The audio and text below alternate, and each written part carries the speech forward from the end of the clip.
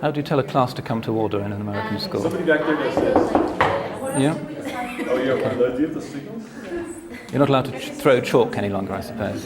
Sure you are. You are? Yeah. Right. If things get really serious, I've got ammunition. Okay. Bismillahirrahmanirrahim. Alhamdulillah. والصلاة والسلام على رسول الله وآله وصحبه ومن والاه.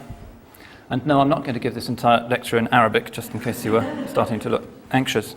This is going to be one of those introductory lectures, and in a sense the most difficult kind of lectures to give, particularly for those of us who are career academics. And one of the many strange things that happen to us is that we get less and less good at talking about... Yes? You can't hear? Right.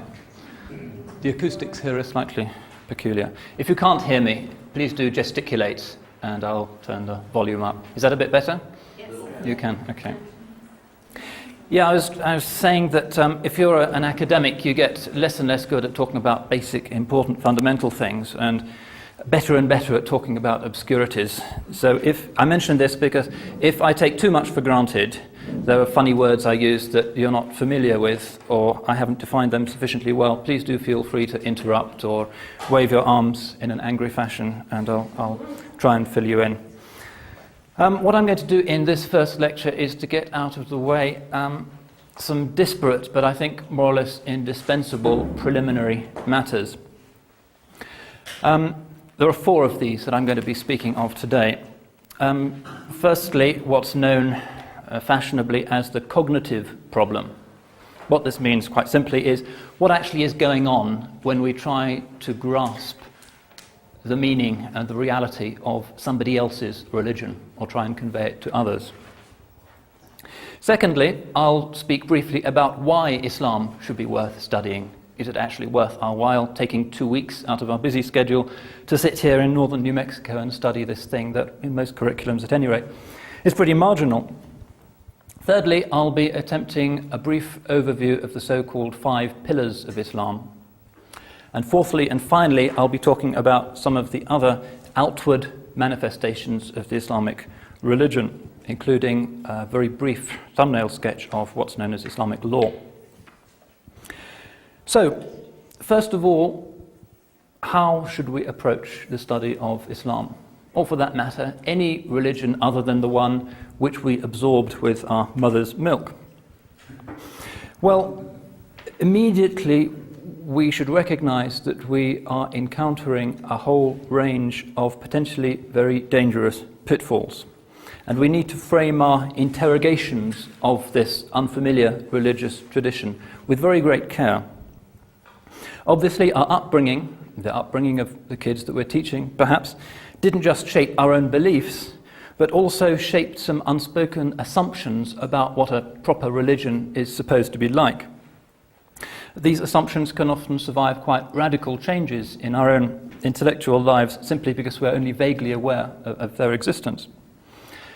Let me give you a rather obvious and hackneyed example. Journalists often speak in a very casual but assured way of something called the Islamic clergy. Hardly ever will you see an article about Muslim institutions in today's world without journalists cleverly remarking on the views of the Islamic clergy. Well, this is an example of the error that I have in mind. In Islam, quite simply, there is no clergy. There is an informal body of scholars whose collective opinions are taken to be, in some sense, authoritative, but they are certainly not clergymen in any sense that would be recognized in a traditional Christian society, for instance. They do not administer sacraments. So to use the term clergy when we're talking about an Islamic community is immediately to beg some important questions and to introduce a very dangerous initial misconception. And that's just one example. Unfortunately, very many others could be cited. It warns us, I think, against viewing the other, with a capital O, with spectacles tinted by our own tradition. Now, obviously, we are never going to avoid completely such a colouring of our vision. That's inescapable. But in general, the rule, I think, is that we are better off using the vocabulary and the categories that are indigenous to another tradition, rather than trying to cut corners by importing words that might be familiar to us or our students, but that might introduce distortions.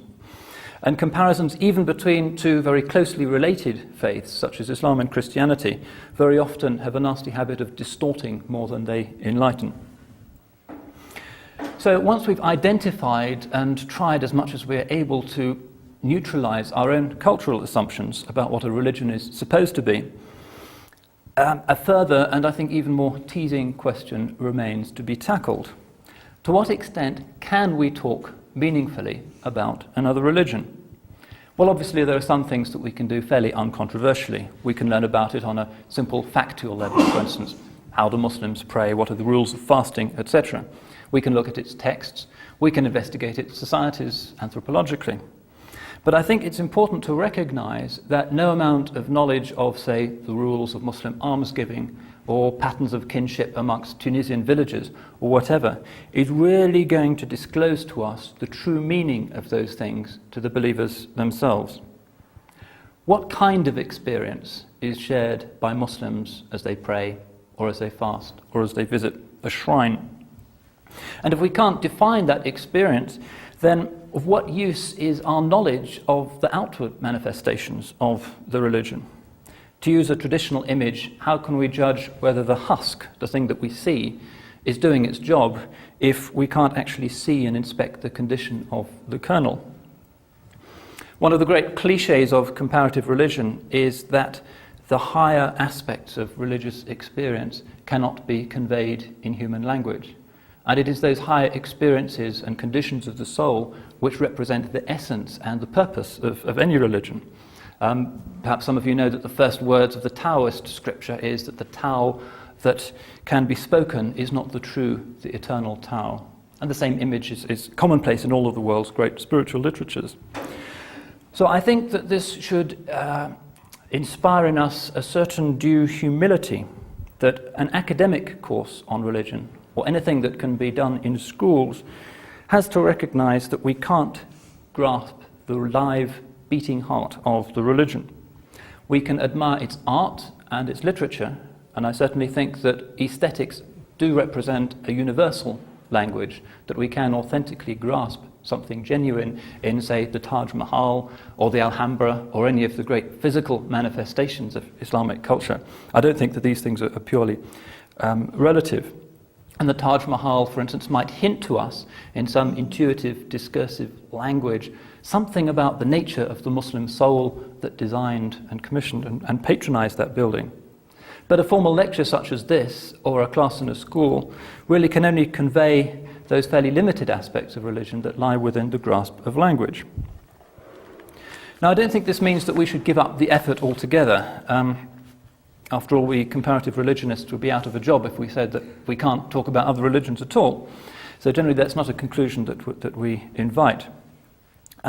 Nonetheless, I mention this in order to hopefully induce a sense of humility, that when visiting somebody else's sacred space, we take off our shoes and we acknowledge that there may be things going on that are simply beyond us. And I think it's particularly important to emphasize to students and to young people that a great world religion, any great world religion, is internally coherent, spiritually and morally, and that indeed, were that not the case, it simply wouldn't have survived for so many centuries. So my lectures are going to proceed in this, hopefully, spirit of humility. In other words, on the assumption that there are some things that mere talking about cannot hope to disclose. The core aspects of Islamic experience, whether we believe them to be of divine origin or some kind of psychotropic experience that even the psychologists, frankly, can't agree on. So it is those palpable things, I would suggest, that are the subject of our inquiry.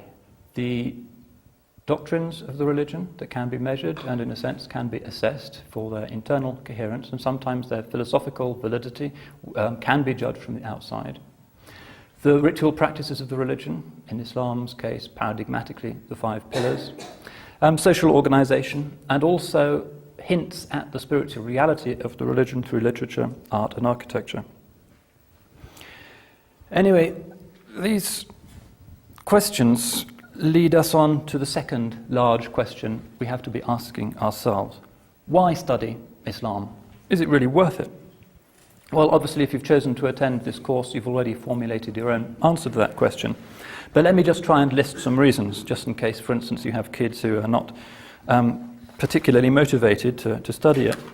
The most obvious reason is that Islam is quite simply a major fact of world history. In fact, although it's not sufficiently acknowledged, between, say, the 8th and the 16th century, Islam was the dominant civilization on the planet. Dominant in the sense of its demography, of its economic prowess, of its cultural productivity, and also of its universal character. China and India obviously also developed great civilizations at that time, but they were limited within a particular geographical area, whereas Islam was a great sprawling civilization. Christendom, for that period, was confined essentially to the small European appendage to the Old World, while Islam's political orbit embraced a truly gigantic swathe of the planet. Half of Africa, the Middle East, the Indian Ocean, India itself, Central Asia, and Indonesia. Islam, in short, was the great success story of the Middle Ages. Christians, when they interacted with Muslims politically, invariably found themselves up against more powerful, very redoubtable, often palpably and embarrassingly more civilized Muslim neighbors. From Christian Europe, if you went south, you would come to Muslim Spain, whose population in the 11th century was actually greater than all of Christian Europe put together. The biggest city in Europe was Cordoba, under the Muslims, which had over 1 million inhabitants, at a time when the largest Christian city in Europe, Paris, had barely 60,000. To the southeast of Europe, there was, of course, the Middle East itself, and in due season, the very alarming Ottoman presence in the Balkans. It's easy to forget that only 300 years ago, the city of Budapest was a flourishing Muslim city. To the east, where nowadays one generally encounters parts of Russia, there were again powerful, flourishing Muslim states, those referred to by European historians as the Tatar Khanates, the Volga Bulgars, and the Golden Horde. And again, these were far more flourishing in their civilization than their Christian neighbors. Moscow was a fairly small city. Kazan, the great Muslim city on the Volga, was a great center of culture, civilization, etc. So Christendom was more or less encircled, and the only way it could go, of course, was west, which is one reason, of course, why it did just that.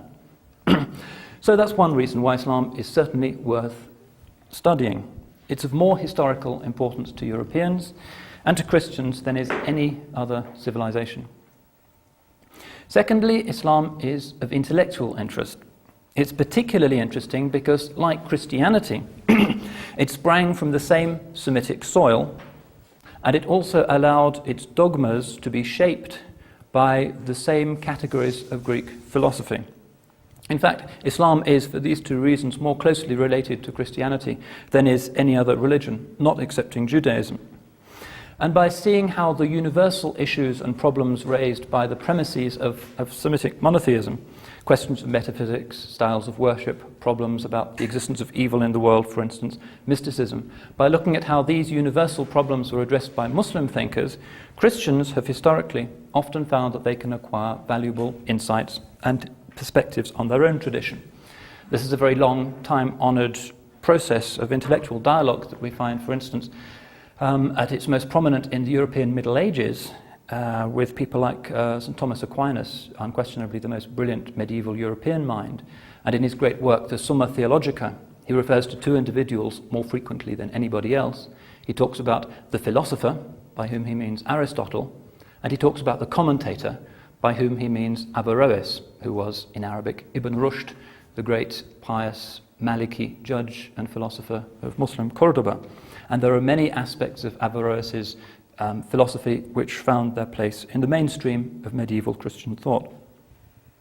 So in both of these ways, in terms of political history and intellectual history, Islam inhabits the world of Western Christianity. There has been a genuine overlap. Now this takes us on to the third reason why Islam is worth studying. Islam is a major fact of today's world, merely in demographic terms. At least 62 states now have Muslim majorities, and these include some of the world's most populous countries. The world's fourth most populous country, Indonesia, is a Muslim country with over 200 million Muslims. Other very populous Muslim countries obviously include places like Bangladesh, Pakistan, Egypt, etc. Although no statistics, especially in this area, should be trusted, generally it's assumed that around 1.2 billion human beings today follow the religion of Islam. Hence it's Christianity's nearest numerical rival. Now what's even more striking is that largely because Muslims are the inhabitants of the impoverished third world, this figure is growing rapidly. And demography is one of the great determining facts of the world's cultural and political history. According to one set of figures, specifically those set out, I think, on the basis of some very solid research in something called the Oxford Encyclopedia of World Religions, at the beginning of the present century, the Muslims represented about 12% of the world's population. In 1985, the figure had jumped to 17.1%. By the year 2000, the figure will have reached 19.2%, which is a quite extraordinary rate of proportional increase of around 2.1% in only 15 years, compared with a projected growth for Christianity of only 0.1%. Nor is this rapid growth, of course, confined to majoritarian Muslim countries. No fewer than 38% of the world's Muslims live as minorities. China is home to perhaps 40 million Muslims. India contains well over 100 million Muslims. There are now thriving Muslim communities in countries like Japan and Korea, which 100 years ago quite possibly didn't contain a single Muslim. In the West, too, the Muslim presence is growing very rapidly, largely through natural increase, but also, particularly in places like America and Australia, through immigration and through conversion. In Europe, we have more or less slammed the door in the face of new migration, but it continues in America and Australia. We are told that the Muslim population of the United States has jumped sixfold since 1970. Perhaps 15 million Americans are Muslims, including perhaps 4 or 5 million African Americans.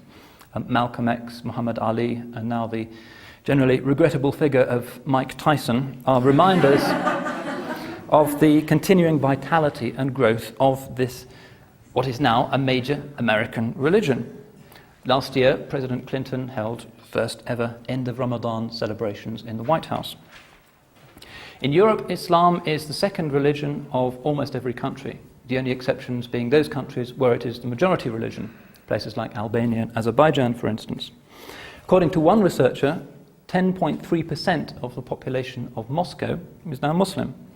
The other end of the continent, in England, we have towns such as Rochdale, where the majority of the population is now Muslim.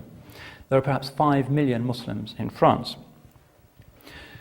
But astonishing as this might seem, demographic growth and the associated political and cultural backlashes which it's already generating, particularly in Europe, is not the most remarkable aspect of modern Islamic history.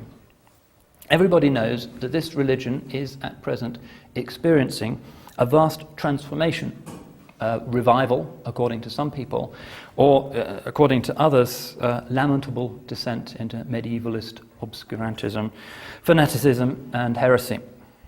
This huge force is now shaking every single Muslim country, without exception, threatening the pro-Western secular order in countries like Algeria, Egypt, and Turkey, and also having repercussions of quite a significant kind for Muslim communities living in the West. Now, this present-day Muslim resurgence has to be seen as one of the great facts of late 20th century history. With the death of communism, Islam can be seen as the last great, significant transnational ideology which competes with Western capitalism, however we define that. That's not to negate the importance of Christianity. It's simply to point out that Christianity's political and economic impact is in Christian countries far less significant than is Islam's equivalent impact in Muslim lands. A re-Christianization of a Christian country does not have such far-reaching implications as the re-Islamization of a Muslim country, for the obvious reason that Islam includes things like law, which generally are excluded from the traditional concerns of Christian belief. Now, it's true, of course, that this thing we call Islamic fundamentalism, this is a term, by the way, which is an example of how we should not illegitimately import foreign vocabulary into Islamic discourse. It's a journalistic term that scholars do try to avoid.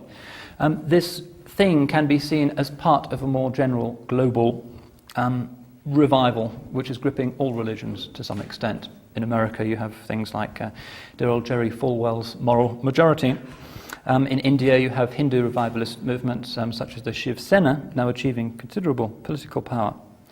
But the Muslim modality of this general late 20th century transformation seems to many observers to be more powerful, more successfully transnational, and also more deeply transformative of the cultures in which it appears. And it's clear that the future good order of the world, and certainly the shape of history in the next century, is going to be determined in large measure by the way in which the Muslims themselves develop and exploit for good purposes this development, and also on the reaction that the Western powers are going to have towards it. It's a major determining fact of contemporary realities. Anyway, that's the end of the first introductory two parts of this lecture. I've tried, first of all, to outline the kind of questions we ask about religions we're not familiar with, and I've also set out some of the reasons why Islam is certainly deserving of serious attention. And one reason why I've done this is to try and convince you that Islam is not just another dry academic discipline on the curriculum, but an unusually fascinating topic which is of central importance to today's world. So what I want to do now is sum up some of the very elementary facts we need to know as we embark on the study of Islam, and no doubt this will overlap to some extent with what Dr. Shafi was saying yesterday, but hopefully these things can bear repeating. Firstly, most obviously, what does the word Islam mean? Well, grammatically, it's described as the verbal noun of the fourth derived form of the Arabic verb salima, which means to be safe. Islam, therefore, means to bring oneself into a condition of safety, i.e. protection by the Muslim community, and also safekeeping by God from punishment in the next life. A saying of the Prophet, a hadith, defines a person who is in Islam as he from whose hand and tongue other Muslims are safe. That's the Prophet's definition.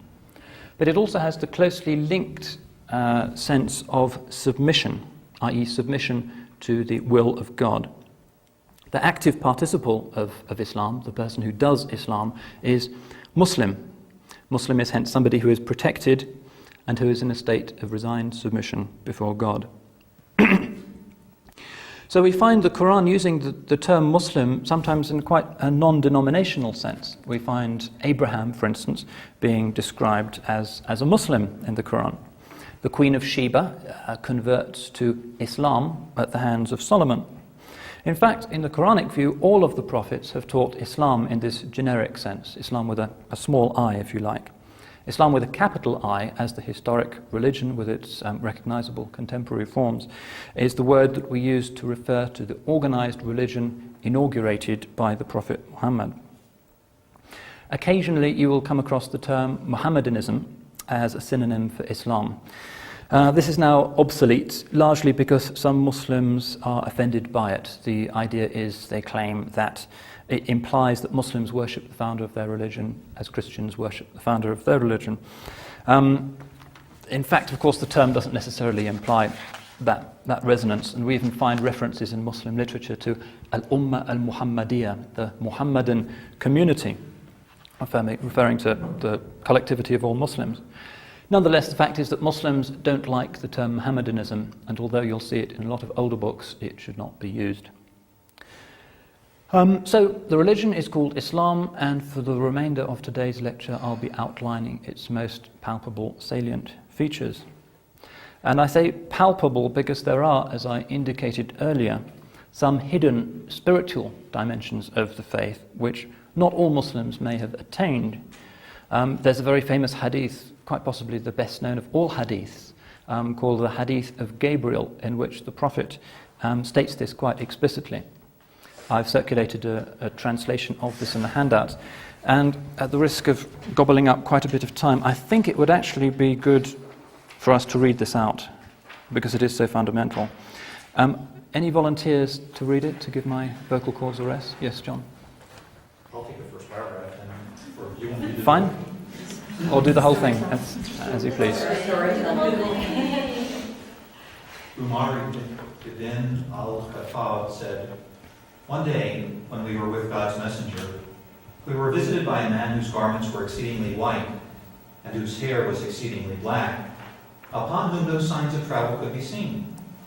Sitting before the Prophet, leaning his knees against his and placing his hands on his thighs, he said, 'Tell me, Muhammad, about Islam.' The Prophet replied, 'Islam is that you should bear witness that there is no deity but God, and that Muhammad is God's messenger, that you should establish the prayer, pay the zakat, fast in Ramadan, and make the Hajj to the house if you are able to go.' The man said, 'You have spoken truly.' And we were amazed that he should question him and then confirm that he had spoken the truth. He then said, 'Tell me about faith.' Iman. He replied, 'Faith means that you believe in God, His angels, His books, His messengers, and the last day, and that you have faith in the decree, both its good and its evil.' The man said, 'You have spoken truly.' He then said, 'Tell me about excellence.' Ihsan.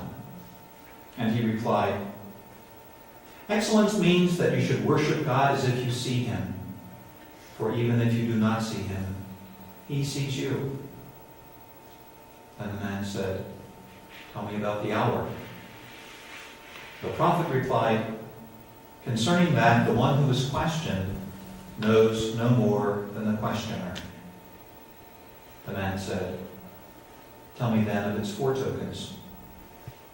He said, 'The slave girl will give birth to her mistress, and you will behold the barefoot, the naked, the destitute, and the shepherds vying with each other in the construction of tall buildings.' Then the man departed. After I had waited for a long time, the Prophet asked me, 'Do you know who the questioner was, Umar?' I replied, 'God and His messenger know best.' He said, 'That was Gabriel, who came to teach you your religion.'" This is, as I say, possibly the best known of all hadith, and even little kids in Arab countries particularly will know it off by heart.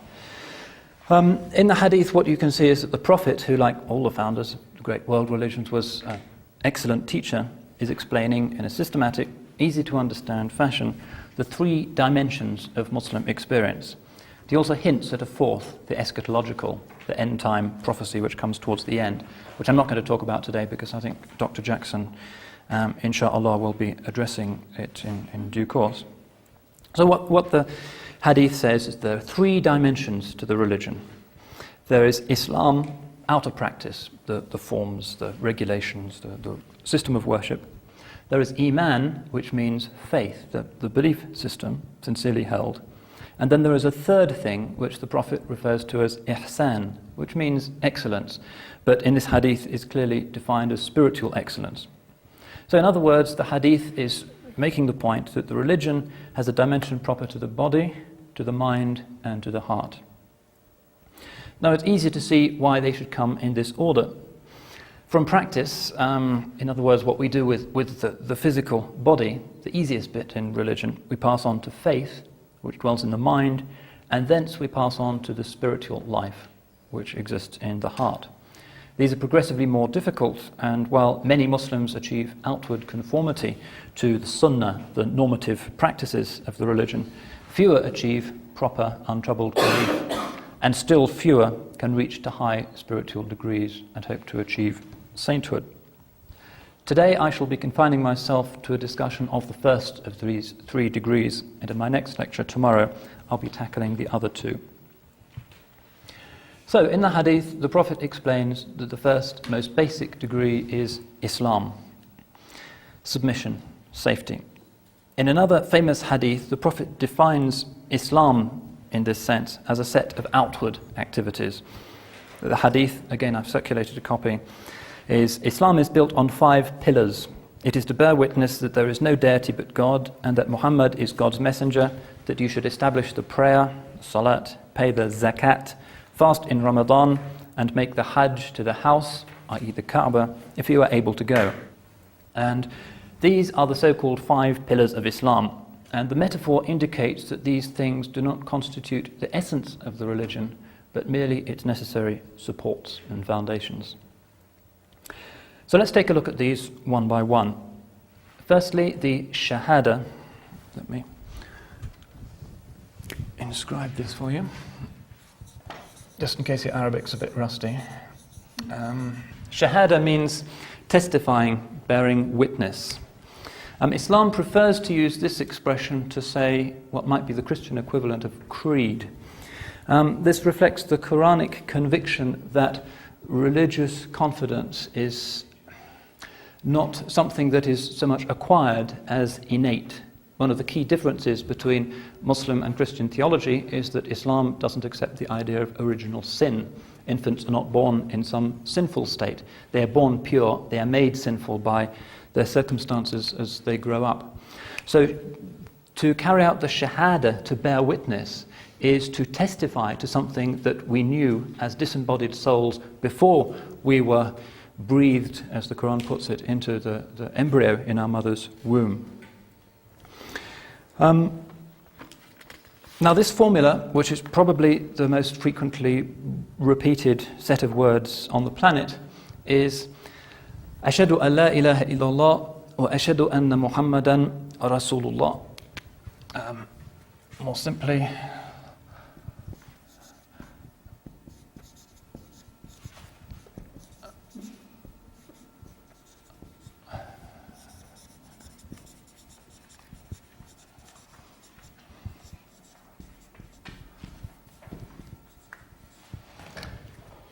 La ilaha illallah Muhammadun Rasulullah, which means there is no deity, no object of worship other than the God, Allah. Muhammadun Rasulullah, Muhammad is the messenger of God. Now these words punctuate every dimension of the Muslim life. They're the first words that a baby hears once it's brought into the world. The father whispers the formula into its ear. They are the words that dying Muslims strain to pronounce as they are leaving the world. Simply repeating them to a witness is all that is required to convert to Islam. They are repeated dozens of times a day. They come up in the 5 daily prayers, for instance, and in other situations. You'll see them scribbled by enthusiastic, devout hands on the walls of city buses. You'll see them on coinage and banknotes. You'll see them on the Saudi Arabian flag. If you've seen it, you'll know it's basically a green flag with a sword and there's some Arabic script. This is what it says. You can see them in elaborate calligraphy on bumper stickers. Every Friday sermon begins with these words. Now you can see these, for those who like comparisons, as the Muslim equivalent of the Christian defining symbol of the Christian faith, which is of course the cross. The cross, one of the great symbols of world religions, denotes the intersection of heaven and earth, the vertical and the horizontal. And that's what the Shahada is doing as well. The first phrase of the Shahada affirms a metaphysical, almost hermetic truth. Only God is God. It doesn't attempt a definition of God. Language can't do that. It says there is nothing worthy of worship, nothing worthy of having divinity or ultimate reality attributed to it except the God, except Allah. That's the vertical, metaphysical dimension. And the second is, as it were, the horizontal, which connects the metaphysical to the physical, to the human plane. Muhammadur Rasulullah, Muhammad is the messenger of God. He is the one that connects heaven with earth. So this phrase, rather than any visible symbol is, if you like, the representation of the religion of Islam. Sometimes people think that the crescent and star are the symbol of the Islamic religion, and they have become so in many Muslim societies. You'll see them on top of minarets, domes, tombs, etc. But in fact, the crescent is not the defining symbol of Islam in the way that the cross is for Christianity. The crescent, in fact, was not used as a symbol for the religion until the 15th century. This is as far as we can discern. Although we find crescents in fairly old Islamic fabrics and textiles, it denoted the religion of Islam on a sort of reliable and definitive basis only following the Ottoman conquest of Constantinople in 1453. Because the symbol of the city of Constantinople is the crescent. And the reason for that is that it has Marian associations. The Cathedral Church of Constantinople, Hagia Sophia, the Holy Wisdom, is dedicated to the Blessed Virgin. And in Christian iconography, the crescent is often associated with the Virgin because she is Queen of Heaven. So blue is her colour, there are stars, and she stands sometimes on a crescent moon. So the Ottoman Turks adopted the symbol of the city of Constantinople, which was now their capital, as the emblem of their state and hence by extension of the religion of Islam. Among Shia Muslims, you won't find the crescent, but quite often you will find a hand. You'll see it on top of a dome or a minaret. And this is the hand of the Prophet's daughter Fatima. And it has a number of spiritual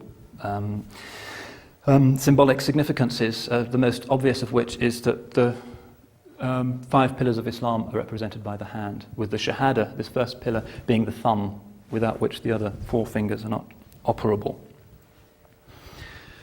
So this is the defining symbol of Islam. And just as the crucifix tends to articulate sacred space in Christian architecture, this intersection, this cruciform aspect of belief also determines mosque architecture. In building mosques, Muslims have done all kinds of things. Actually, mosques are more diverse generally in their architecture than a church is. If you go to a mosque in Nigeria, for instance, it'll look like a traditional Nigerian building, mud brick and so forth. If you visit a church in Nigeria, it will tend to approximate to the Gothic church architecture of Europe or America. Nonetheless, Muslims have tended to gravitate towards a particular form when designing mosques. And this is, of course, the cube surmounted by the hemisphere or the dome. That's the classic style of mosque. And this is a representation in visual form of the Shahada. The cube represents the earth because it's the 4 points of the compass. It's the material world, hence it's the second Shahada. And the first one, the metaphysical truth, is represented by the heavens, hence the dome. And there's even a developed theory, for instance, in Islamic calligraphy, which holds that there are vertical strokes in the Arabic script and there are horizontal movements, and the vertical represents divine intervention in human history as it progresses, and the horizontal represents humanity's progress through history. So again, you have these 2 fundamental beliefs invoked in Islamic art. Also, this polarity exists in the distinction between the 2 principal sacred cities of Islam, which are Mecca and Medina. Mecca was the place where the revelation descended, first of all, on the Prophet. The metaphysical verses of the Quran were made manifest there. The Kaaba is the image of the divine throne, and the pilgrims milling around it recall the adoring angels. Of course, the Kaaba is also the archetype for the mosque because it's a cube. It doesn't have a dome because the heaven itself, the hemisphere, is above it.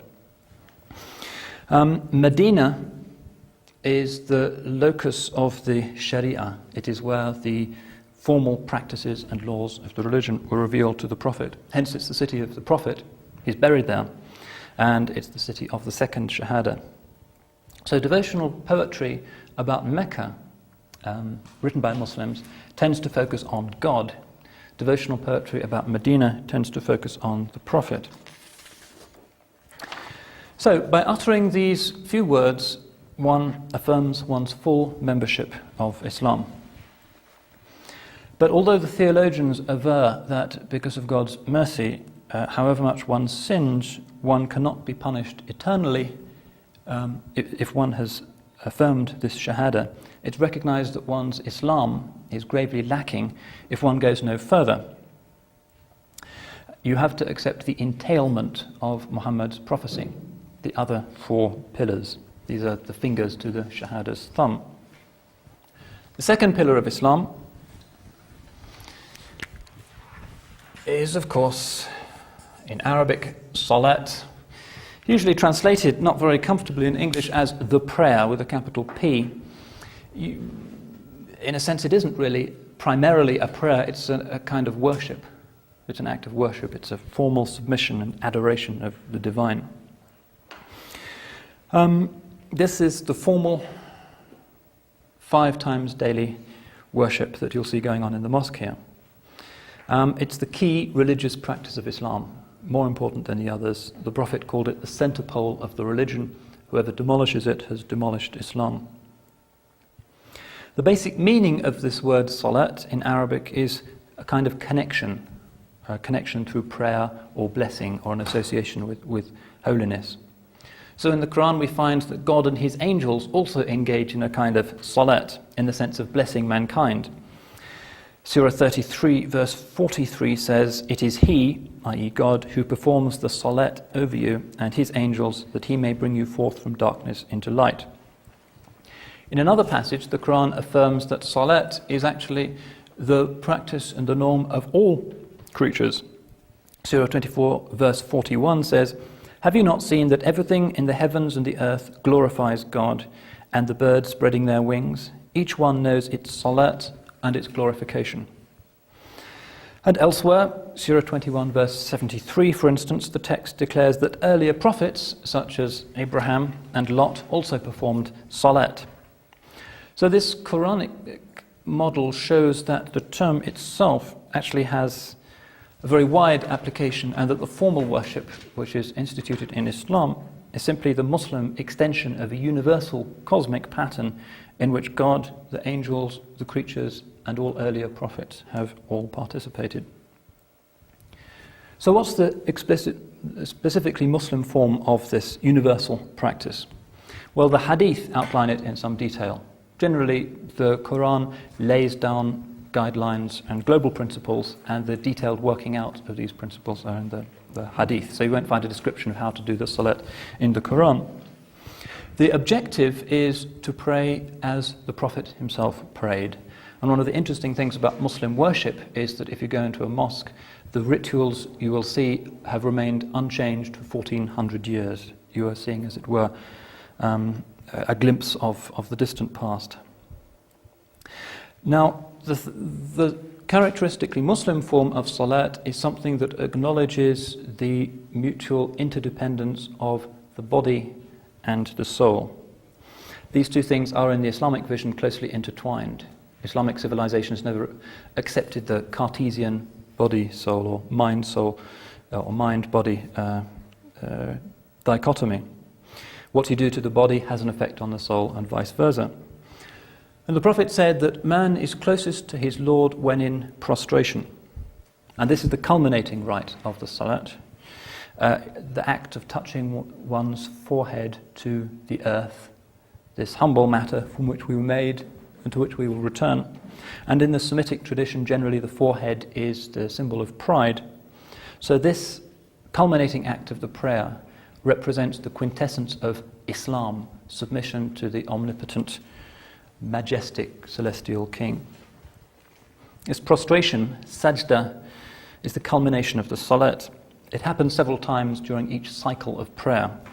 Each cycle is called rak'ah. I don't think there's that much point in going through the detailed rulings on how to do the prayer here. You can learn it probably more efficiently just by watching what goes on in the mosque. Very briefly, though, the salat works as follows.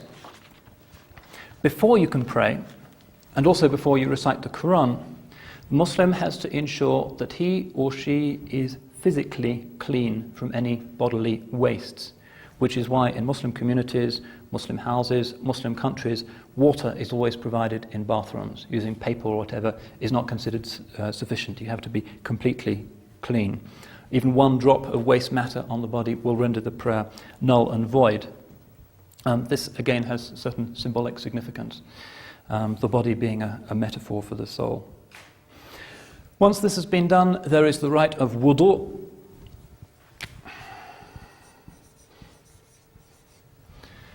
which is the formal washing that takes place before the prayer can be done.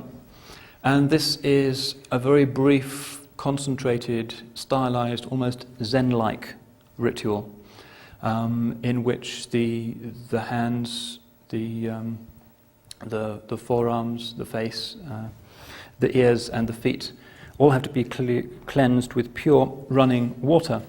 The symbolism of this obviously is obvious. As in Christianity, the rite of baptism uses water as an image of divine mercy, water being what comes from heaven. But the rite has a practical significance as well. Physical cleanliness in a mosque is extremely important because close physical proximity is normal.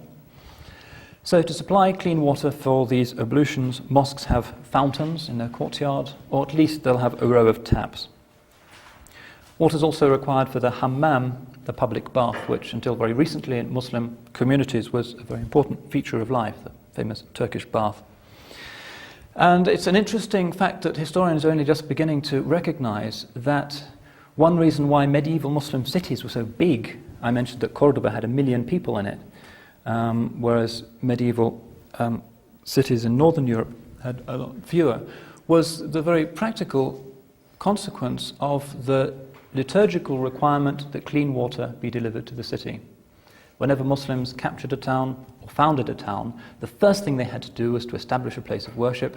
Before they could worship, they had to have clean water that didn't taste of anything, that didn't smell. These are the canonical requirements.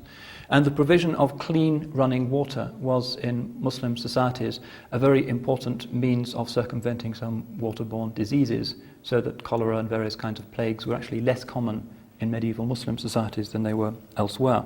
It wasn't just Cordoba, places like Baghdad, Cairo, and a few other cities also had well over 1 million inhabitants. Anyway, that's by way of a footnote. Once the wudu is completed, one recites the Shahada, and then the Muslim is in the state of what's academically referred to as ritual purity. And this state enables him to approach the sacred. He or she can touch a copy of the Quran, can enter the sanctuary in Mecca, and can perform the salat. It's perhaps a Cambridge vice, by the way, that I use the male pronoun.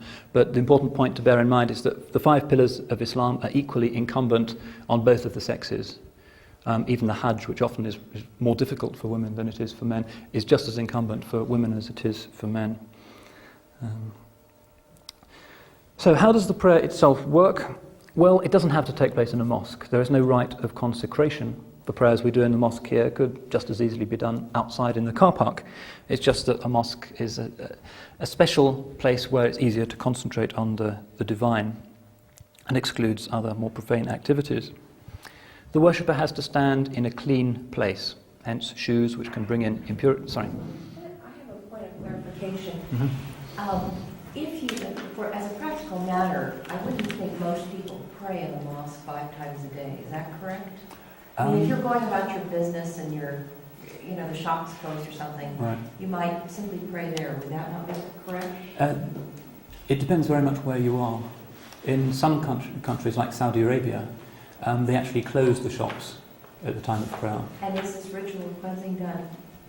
Is it a requirement every time? Not every time, no. It's preferable to do it every time, but the ritual purity is actually broken if you go to the toilet. You have to do it again if you've discharged bodily wastes, and that's the rule.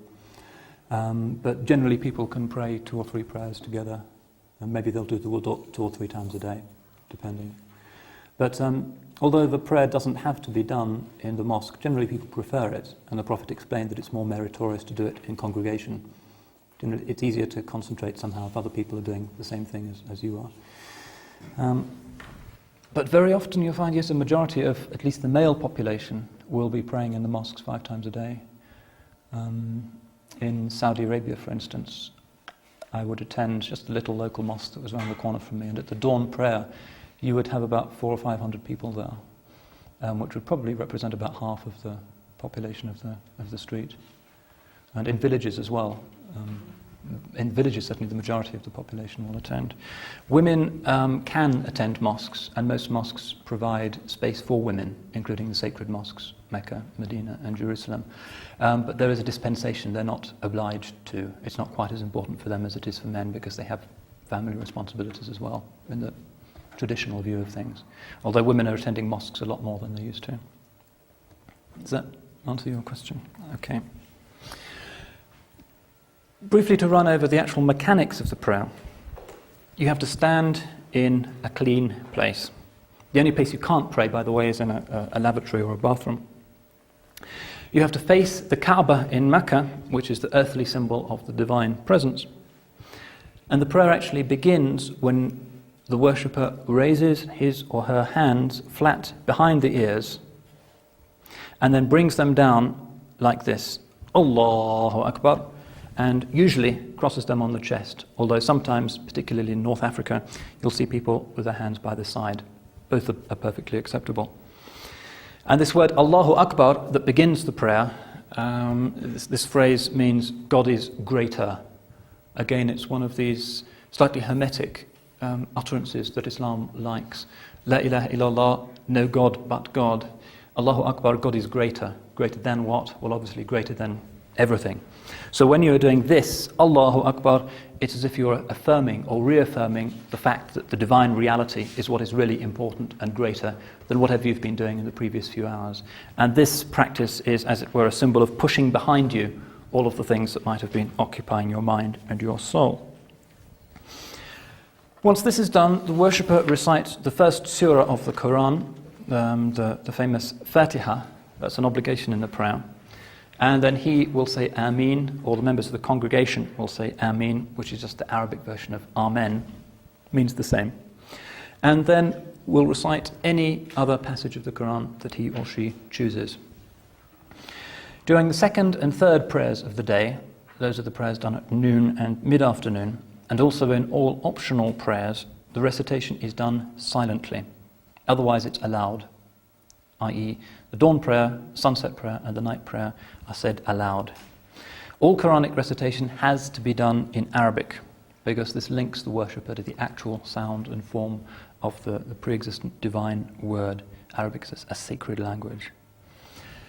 Once the Quranic recitation is completed, he or she says Allahu Akbar again and bows down in the position known as ruku', hands on knees. There you repeat the phrase Subhana Rabbil Azim, which means glory be to my Lord, the tremendous, 3 or more times. Then he stands again and then goes down into the prostration. And during the prostration, people say all kinds of things, but the Prophet recommended things like Subhana Rabbil A'la, glory be to my Lord, the Most High. Then he sits back on his haunches and repeats another brief formula or prayer, and then prostrates again. And once that second prostration is over, then the first rak'ah, or cycle of prayers, has been completed. And the number of rak'ahs in each prayer differs. There are 2 in the dawn prayer, 4 in the noon, afternoon and night prayer, and 3 in the sunset prayer. So the 5 daily prayers are, just to reiterate, first of all, the dawn prayer, which is between first light and sunrise. The second is shortly after noon. Second is mid-afternoon. Third is mid-afternoon, rather. Fourthly, sunset. And fifthly, nightfall. That's when it's completely dark, say an hour and a half after the sun sets. The actual length of the thing, it's perfectly possible to finish a prayer in 2 minutes and be out of the mosque again. 5-10 minutes is more usual. Again, the imams in different mosques will have different ways of doing things. And in Muslim cities where there are lots of mosques within walking distance, people will, depending on the amount of time they've got, go to the mosque where they know the service is going to be long or short, or where they like the sound of the recitation or whatever. One can do these things very briefly, and it depends really on one's circumstances. I remember once I was waiting at a railway station in Yugoslavia. This was about 3-4 years ago. And it was 5 in the morning, and the train wasn't coming for hours. And so I thought, well, I'll do the dawn prayer. And so there I was on my little prayer carpet, nobody around, and I thought, I can make this a nice long prayer. And then into the station, steamed this filthy train full of about maybe 5,000 Serbs who looked pretty drunk, I could see out of the corner of my eye. And I thought perhaps this is not the best sight for a group of angry young Serbs. And so I did what was probably the most rapid performance of the Muslim prayer in recorded history and disappeared. But so the actual length of it is at people's discretion depending on mood and situation. Now, this is the obligatory prayer, 5 of them every day, but there are a lot of optional prayers, and these are taken very seriously. You'll see in the mosque here, people don't just do the congregational prayer in the line. Once that's finished, or before it starts, they'll scatter into other parts of the mosque and pray separately. There are other times of day when the Prophet also liked to pray, and pious Muslims like to emulate these. For instance, most importantly, something called the tahajjud prayer.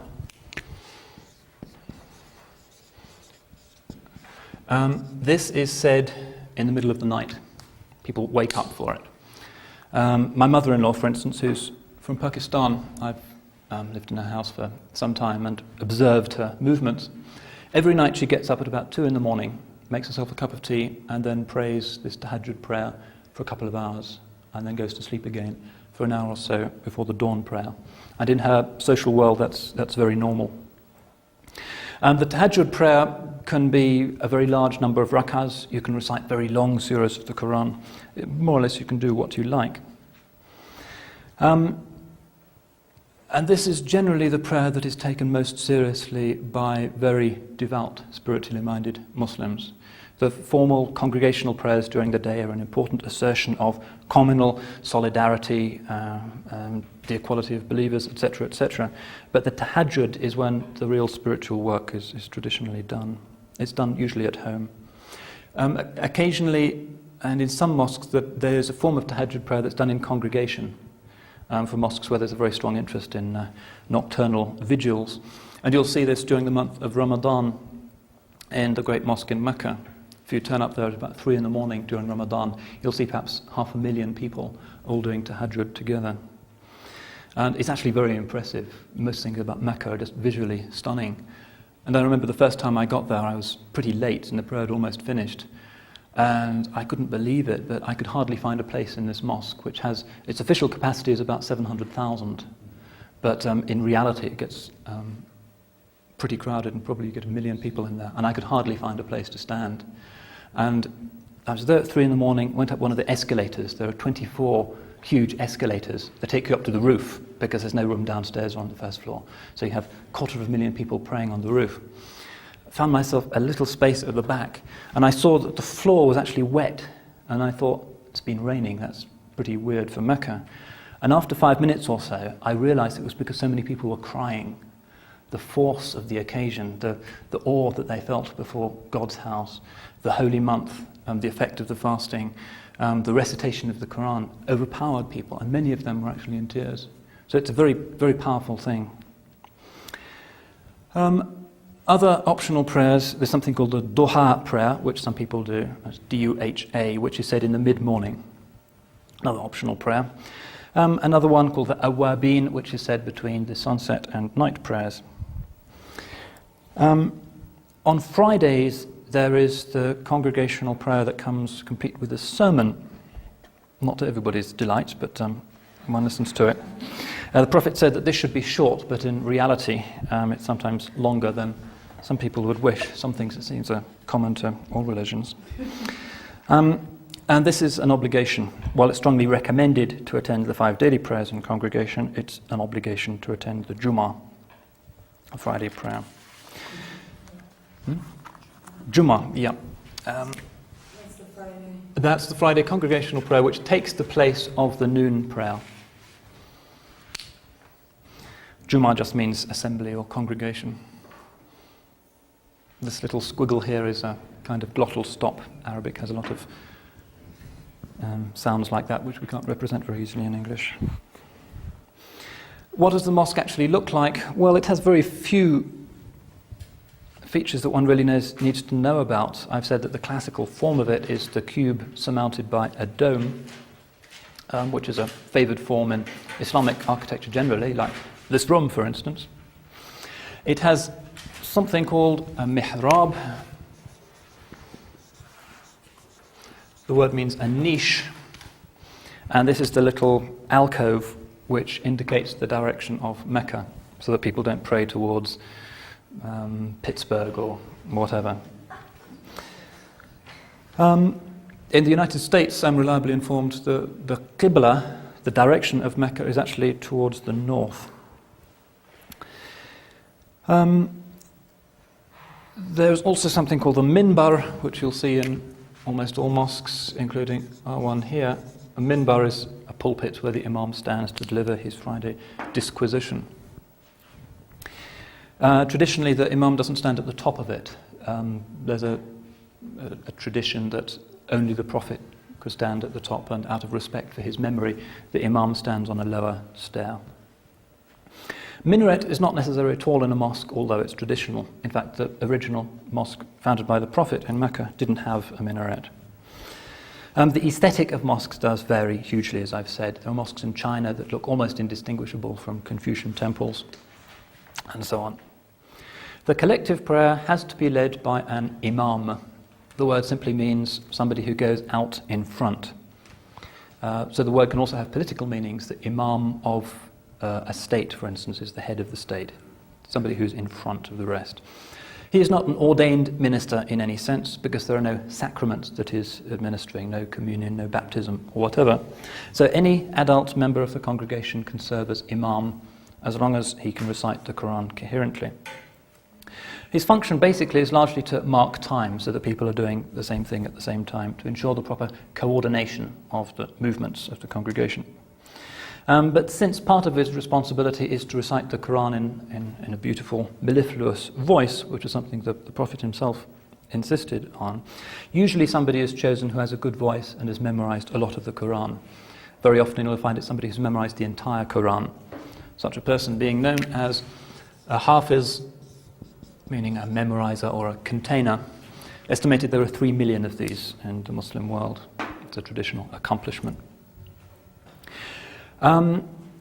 Overwhelmingly, the consensus of Islamic law is that the imam of a mosque, if it's a male or a mixed congregation, has to be male.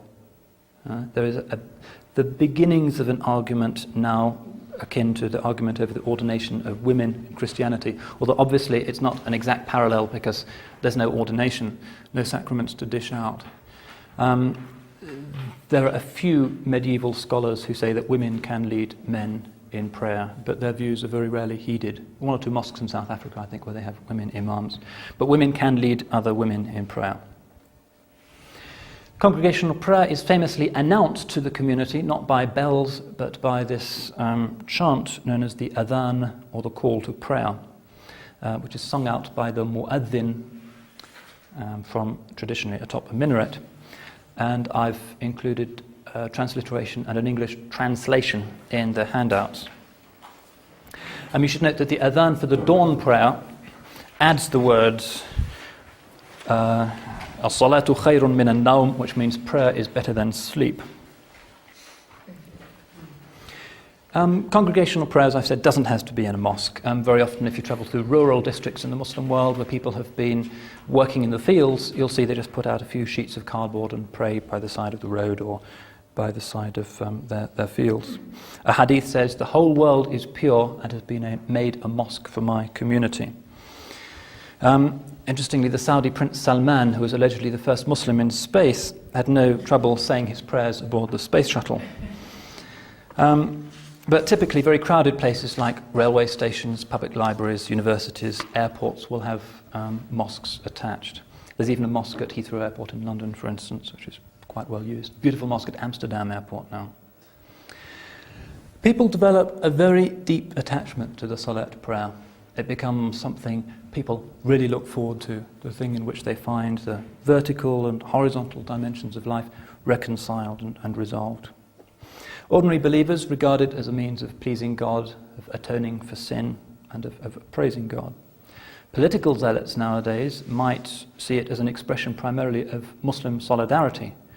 Many of these activists are more interested in the political possibilities of the formal forms of religion than in their spiritual ones.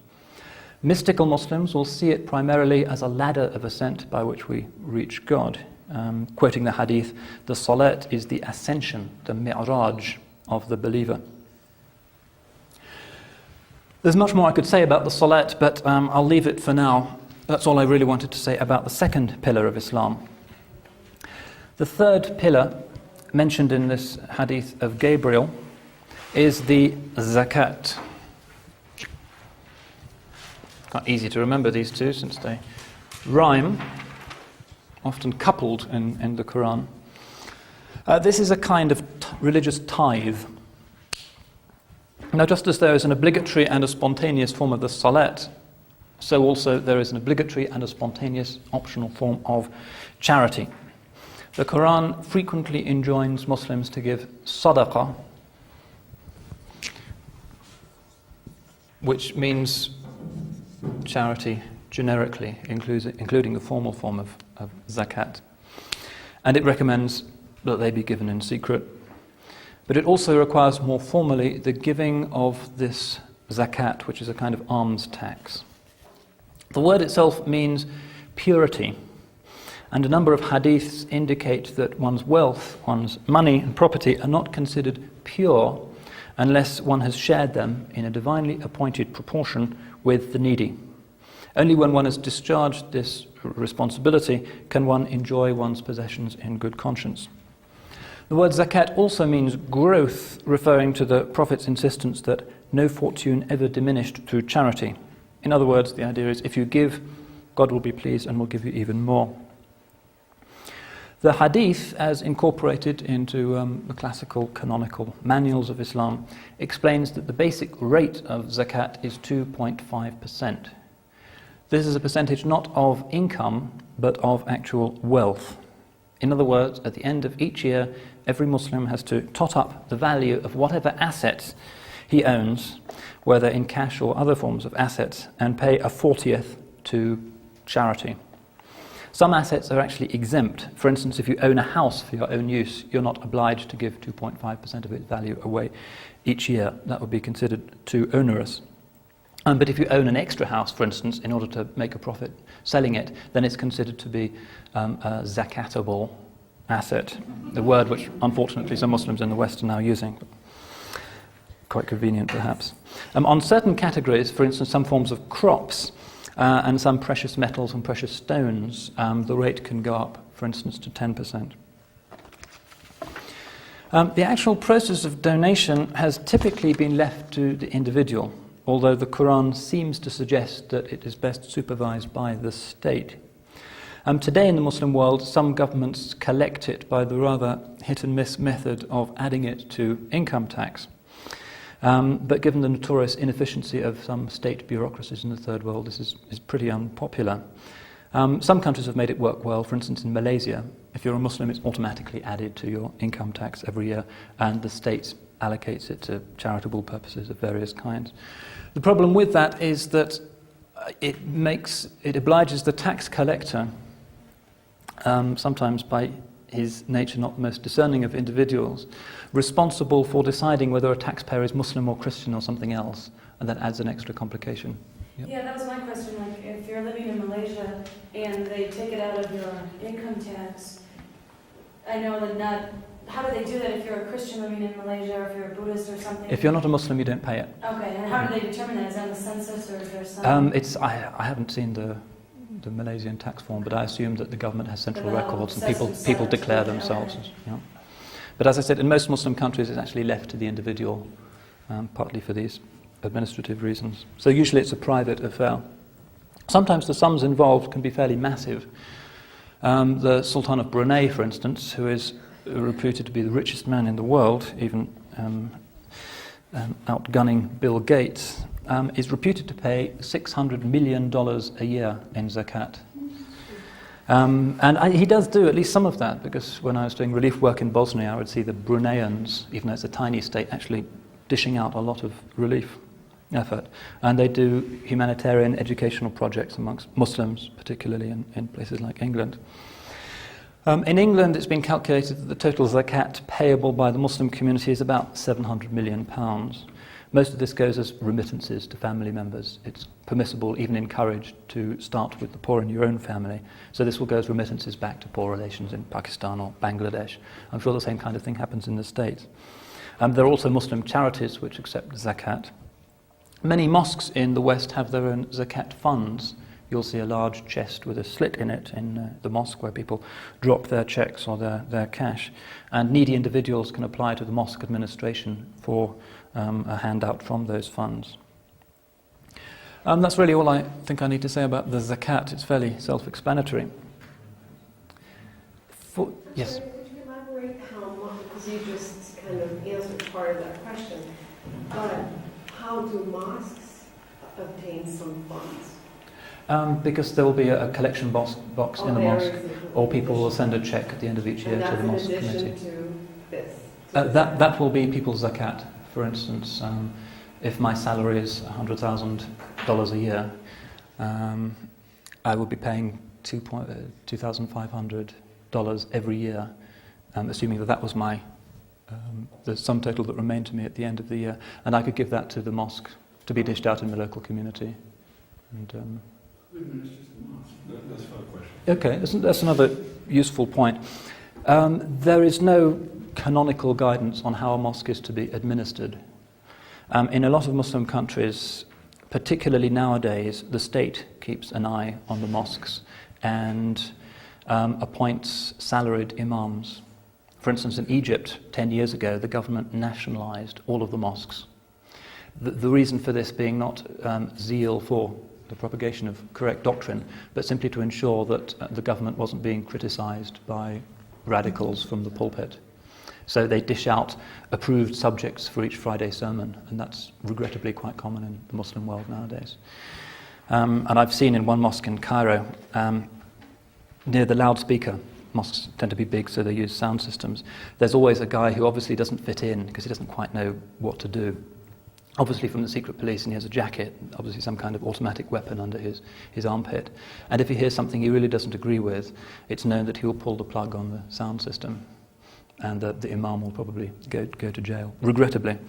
But it is one of the traditional responsibilities of the imam of a mosque is to draw attention to official abuse and corruption. In the West, mosques are administered generally as private charities or trusts with a management committee and subcommittees and so forth, rather as any other small charity, or perhaps even as some small autonomous Christian denominations would be run. But there is no overarching hierarchy, for instance, in the United States, no hierarchy of bishops, an archbishop and so forth. Mosques and Muslim communities generally tend to be quite jealous of their own independence. They like to do their own thing, which has advantages and has drawbacks. It means that unity on any particular issue is difficult. When the media want to know the American Muslim view on such and such a subject, who do they turn to? With Christians it's easy, you just interview the bishop. With Muslims, well, you've got 10,000 different mosques probably all saying different things. So it's a drawback in that sense, but it also has the unquestionable advantage of ensuring a certain freedom of conscience. Mosques can do their own thing, and there's no orthodoxy being imposed from above. Yeah. Getting back to the money. In a place like Malaysia or Egypt, then, where the zakat may be intermingled with tax revenues, is there any watchdog on the state to make sure they're not buying tanks and bombs and stuff like that, rather than giving money to... Generally there is, yeah. It's something they do take seriously. For instance, in Egypt, the government has its own bank called the Nasser Social Bank or something, and that's where all of the zakat funds go when they're separated out from people's income tax returns, and they do social projects, and generally it's poorly administered, as such things tend to be in the third world. And most people wish that they could just give out their zakat according to their own consciences. But again, the governments tend to have an interest in not allowing that, because people might be donating for things that the government doesn't approve of. Radical groups, publications that don't support the regime, whatever. It's a regrettable fact of life in the modern Muslim world that everything is very politicized, and the government likes to get in on the act, even in these aspects of religion that are supposed to be individual or small community concerns. So this is really, I'm looking at this as, it's one of the disadvantages of not separating church and state in the Islamic system. I mean, since they don't have a separation, there's room for, well, lots of corruption, obviously. Oh, there's room for abuses, Yeah. certainly. It's generally an oversimplification to say that Islam is a theocratic system. I'm not trying to say that. But Yeah, there's- there's a common perception that there's no distinction between religion and the state, and the religion is the state. The head of state is like a great archbishop who defines doctrine as well as economic policy. Traditionally, Muslim societies haven't worked like that at all. The religious hierarchy, in as much as it has existed, which means not clerics but experts in the law and in theology, have often existed very separately from the state and even in an antagonistic relationship to it. And the state has always been regarded as a kind of rather vulgar thing, sort of fat sultans and corrupt people that religious people don't have much to do with. So the idea that Islamic civilization is naturally theocratic simply isn't borne out by the patterns of Muslim history. But it's a possible source of corruption, but also many Muslims would say that unless you have religious people supervising these things according to proper religious guidelines, everything's going to be done according to people's own personal interests, and so it's necessary that religion dirties its hands, as it were, with politics, because otherwise the public interest will not be served. Yeah. In the United States, Is the zakat collected only in the mosque? I think you said earlier there was a chest where people put their money. That would assume that there's an honor system that, for example, in your example where you said $100,000, $2,500, that would assume that you would give that much money without anyone checking on you or knowing, as you might have a country where there's a form where you fill it out on your tax return. But there's no system of checking, certainly not. And probably only a small percentage of Muslims here do pay the full whack. And then there really wouldn't be a list of the congregation, would there? Or would there? I don't know what the situation is here, but in England... They're very good at getting Yeah. lists and knowing who's there, and you get your little box of envelopes and In England, you'll find some mosques which accommodate very closely knit communities. For instance, if a whole village from Kashmir has moved to an area in Oxford, everybody knows each other. They will have a list of everybody. But I think Hakim... Perhaps Hakim could interject something. yeah, that's true, a place like that. In America, you'll find sort of variations on that. In some cases, people are on an honor system in which they give their zakat independently. And traditionally, there are 8 categories in which zakat is meant to be given with priorities. Category beginning, intermediate, neighborhood, and so forth. And there are 8 traditional categories in which you pay your zakat. In some communities in America, you'll have more organized communities in which they actually collect the zakat, and they go up to the members of the community who are known and actually collect, and they will help them determine what their income is. And then that group that's appointed amongst them will pay out amongst the community to those 8 categories. So it's a little bit of variation. Generally, it's done independently. A few exceptions. Okay, do you want to? Is it one lump sum, or is it, can it be dispersed throughout the year? And also, if it is paid one lump sum, is there a specific time of the year in which it is paid? The traditional arrangement is that it's paid, usually people pay at the end of Ramadan. Sometimes people will do it according to the end of the Muslim year, the beginning of the month of Muharram. But it is permissible just to pick one time of the year. Maybe Abdul Hakim Jackson has better insight since he's an expert in Islamic law, but as I understand it, there's no specific month or date when the zakat has to be calculated and carved out. Actually, it's a very individualistic type of obligation. It's between the individual and God. It's not a right to the state. It's actually a right to the poor.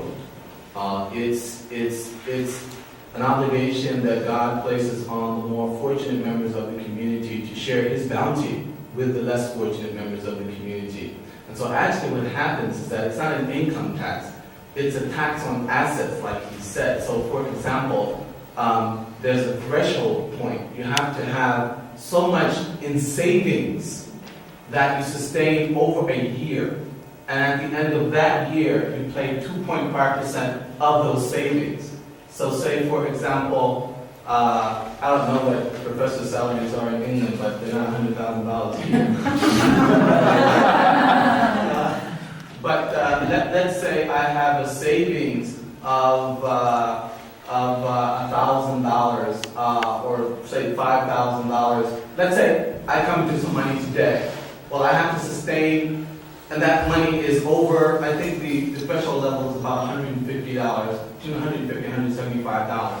So let's say I come into $5,000 today. If I sustain that over a year, on this date next year, I'll have to pay 2.5% of that. Okay? But if, for example, before that year expires, my kid falls down, chips a tooth, has to go to the dentist, then I have to spend that money for some legitimate need for my family, because my family comes first, then if that money drops below the threshold, then I'm not obliged to pay at the end of the year. And I have to wait till my savings goes back up above the threshold, it's sustained for the year, and then I pay. So it's not designed to, to be a burden on the community. It's designed really for those people whom God has blessed to have enough sort of disposable income over a sustained period of time, and they take from that to help out the poor and needy. Is this an individual or is it family?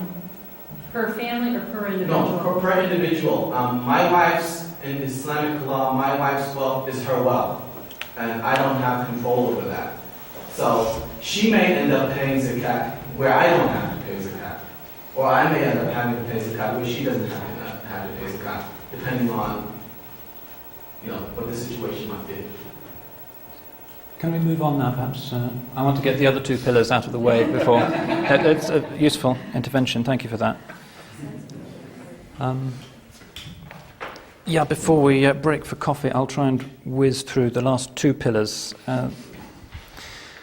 Pillar number 4 is fasting in Ramadan.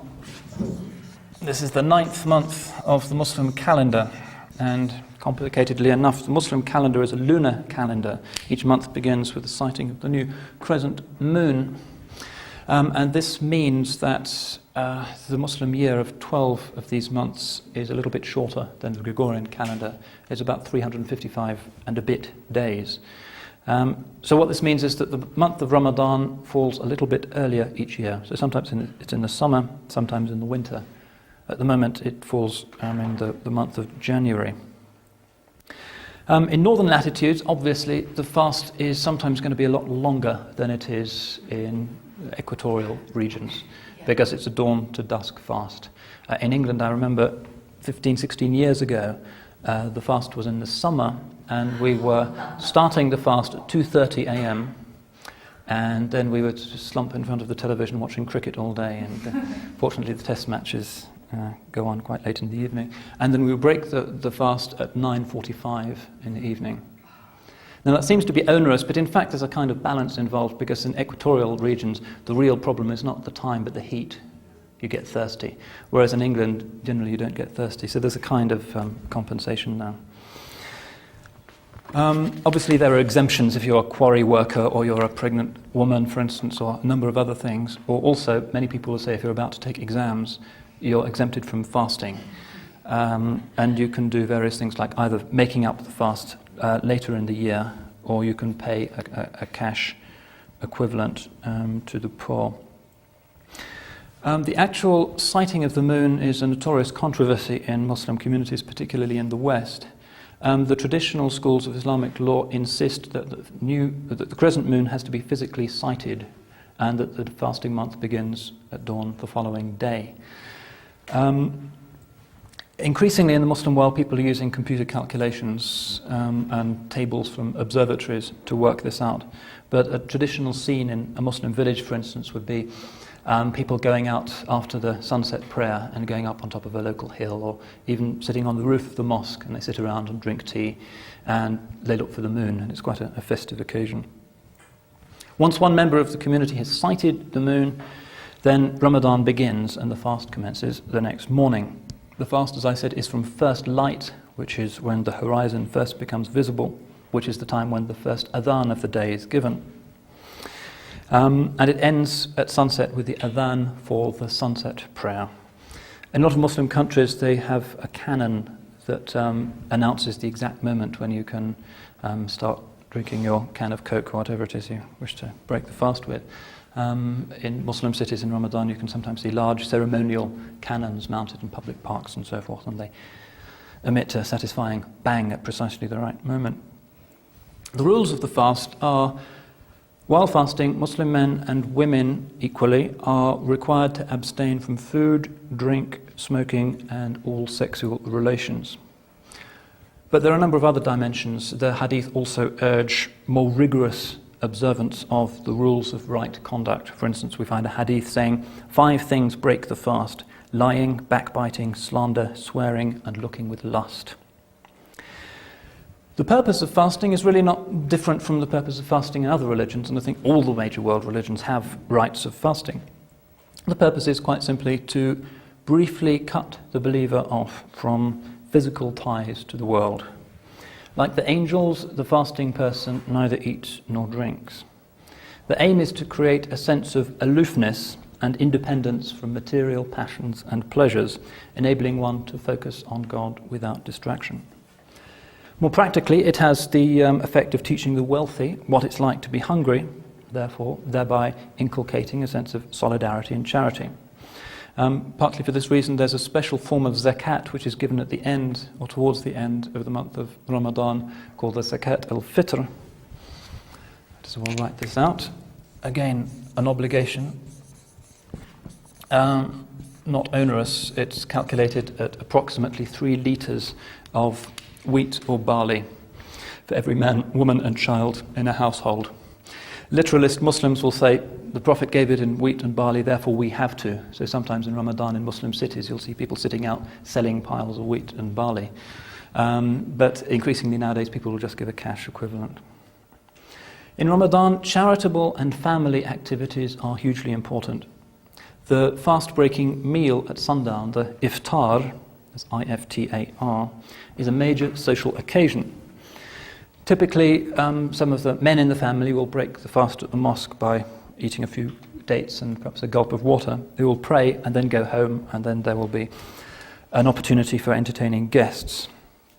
Feeding the poor is particularly stressed during Ramadan. This was the practice of the Prophet.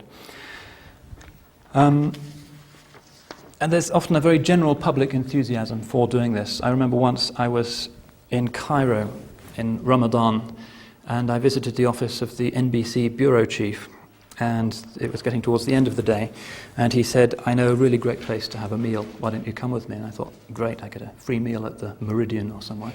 So I said, fine. And he took me in his car to the poorest, most run-down slum in Cairo. And we sat down on the street, on these sort of rush mats, and there was a public banquet being given for the poor of that district by the local mosque, which was done in that area every evening for everybody, and it was free of charge. And we had a great meal, open to everybody, and I certainly enjoyed myself more than I would have done at the Meridian. But that's a typical sight in Muslim cities in Ramadan. Also inviting the neighbours, inviting the poor amongst one's neighbours, etc. After eating, there is the no less important business of the night prayers, and these are followed by the most important religious ritual of the fasting month, the famous prayers of Taraweeh. These are not obligatory, but in practice a lot of people attend them. And ideally in each mosque the imam should recite the entire Quran throughout in the month, so you'll find a 30th part of the Quran being recited in the Taraweeh prayers every evening. The reason for this is that according to the Quran the revelation was actually sent down from heaven during the month of Ramadan, so this is like a recollection of that. Taraweeh prayers, typically 20 rakahs. Devotional practices are also very much stressed. We are told that the nights in Ramadan are a time of particular holiness and spiritual potential. And there's something called the Night of Power, Laylat al-Qadr, referred to in Surah 97 of the Quran, which reads, "We have sent it," i.e. the Quran, "down on the night of power. What will convey to you what the night of power is? The night of power is better than 1,000 months. On that night the angels and the Spirit come down by their Lord's leave with every decree. Peace it is until the rising of the dawn." Now, a hadith refuses to specify exactly when the night of power might be, but tells us to seek it during the last odd-numbered nights of Ramadan. Very typically people believe it to be the night of the 27th. This is a time of solitary, all-night vigils, Quranic recitation, meditation and prayer. Spiritually minded people believe that the fath, the spiritual opening, is most likely to be granted at that time. Shortly afterwards, the month ends with one of the two great Muslim festivals. This is the Eid al-Fitr.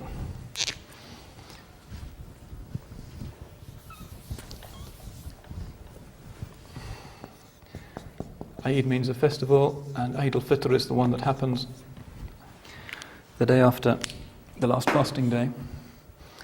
And as with the other Muslim festival, which I'll talk about in a few minutes, this is canonically very simple.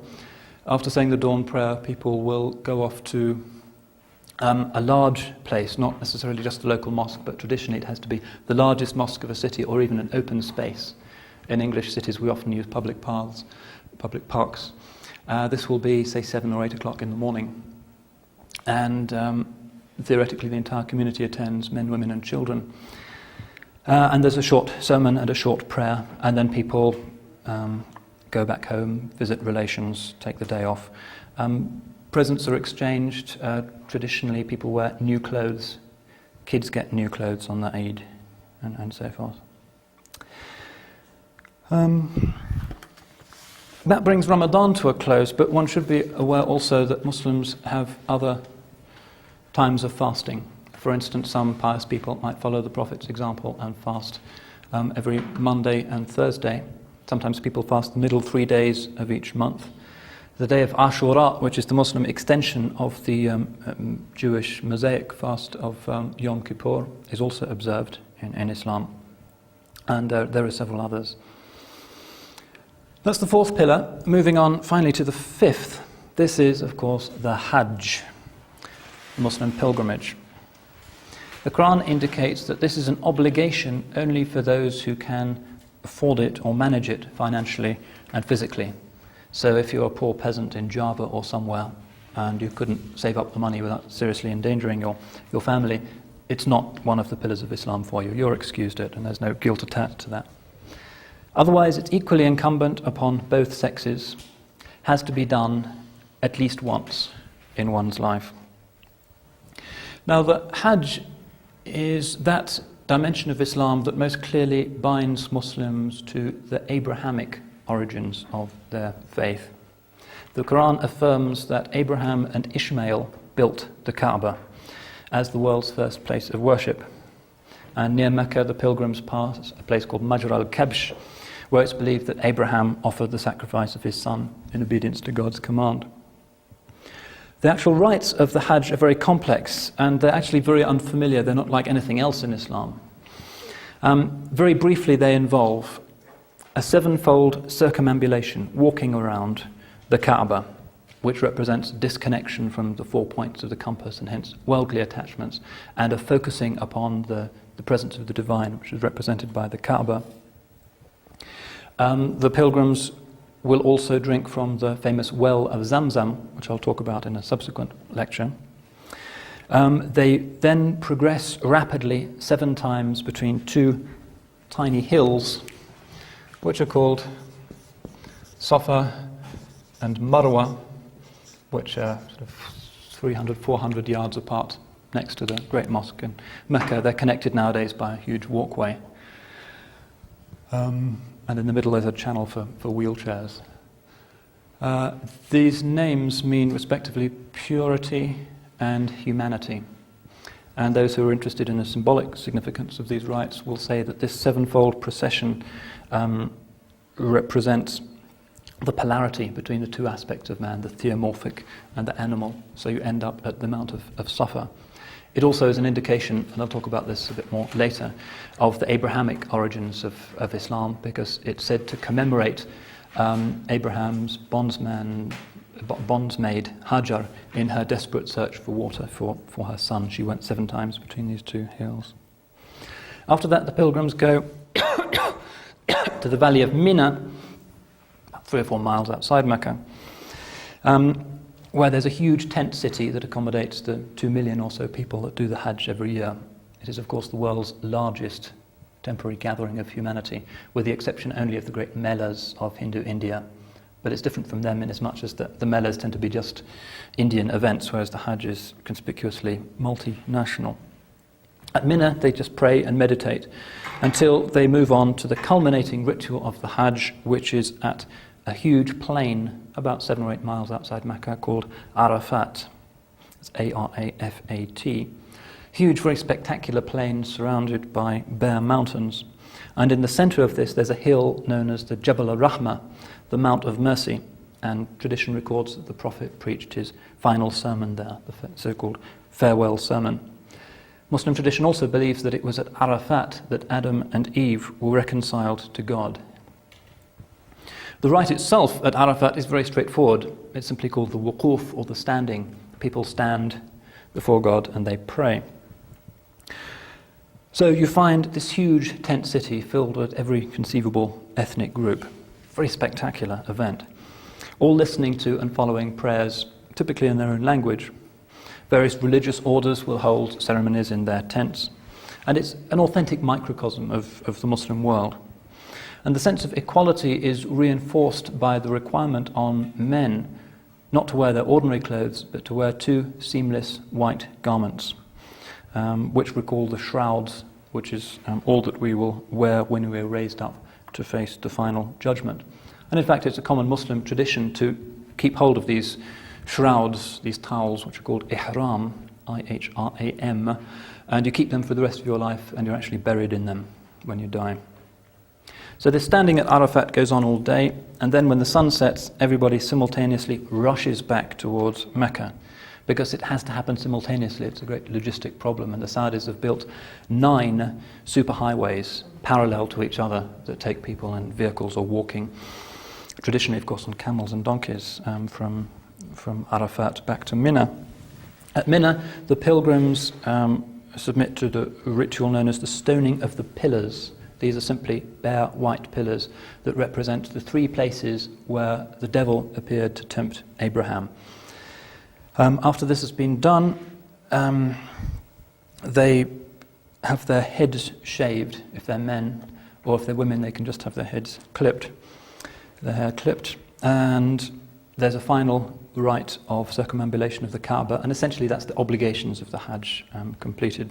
Some people will travel on to the city of Medina, 280 miles to the north, to pay their respects to the Prophet, although that's not strictly speaking a component of the Hajj. So the Hajj is the 5th and in a sense the culminating rite of Islam. Hadith says that a Hajj faithfully and sincerely performed blots out all one's previous sins. It can be performed every year. Some people actually do that. But once is enough to discharge the obligation.